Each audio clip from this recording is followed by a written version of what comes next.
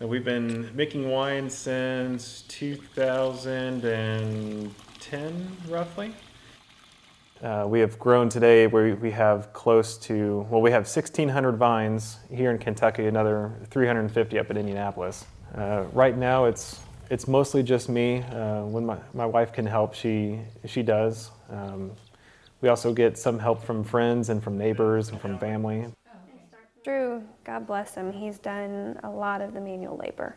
I try to get out there when I can. It requires a lot of back-breaking work.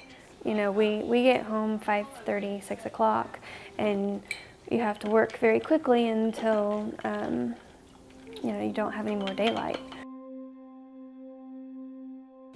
So I don't know that it would stick very well. Can you lay it on its side so if it settles higher in the tank? I have a question. What? I forgot.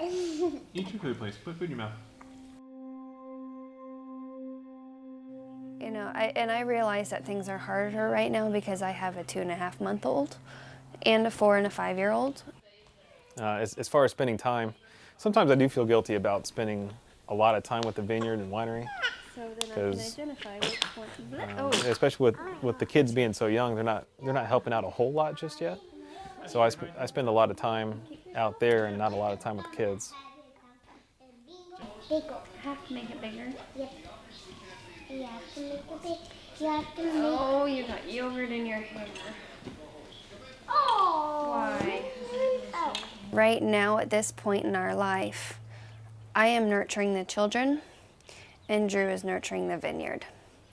And we both are trying to put forth effort in crisscrossing those. In a twinkle. Yes. This is starting to feel like home, she says softly as she dropped off to sleep. If we could afford to hire 2 people, one to work out in the vineyard and one to work in the winery, it'd be a huge help for us. I could play dad a little bit more often. I am overwhelmed right now. And, the kids make you very, very happy, but getting back to work full time is very stressful. And, sometimes you just want to go home and shut the door and never come back out. But, Where's New York?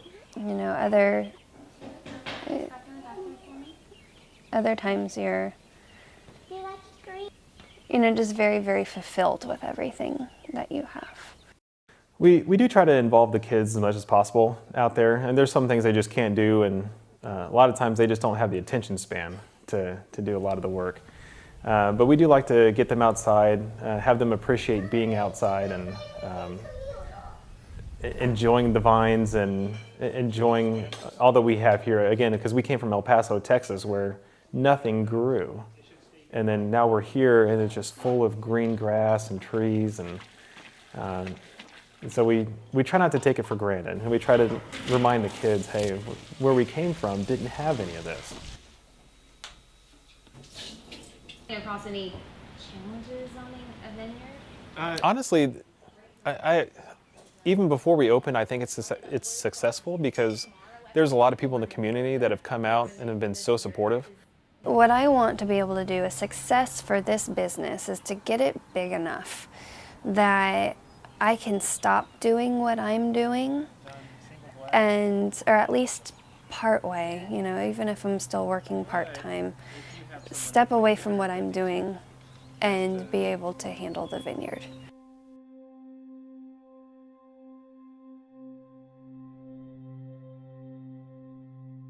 And then when you think that there's so much I have to do back here at home, and I got 3 little kids, they're my big buddies, and I'd rather be here playing with them and tending to the vines and just doing stuff here. But signed the contract a long time ago saying I'd do it, so I'll keep it going out there.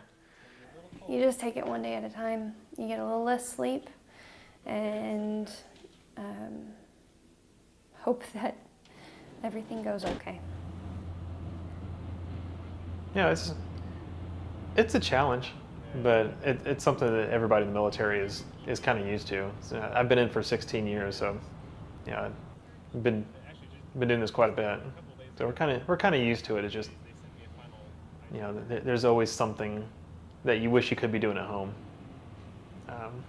For us, it's just, yeah, we'll close up for a month and then try again in summer.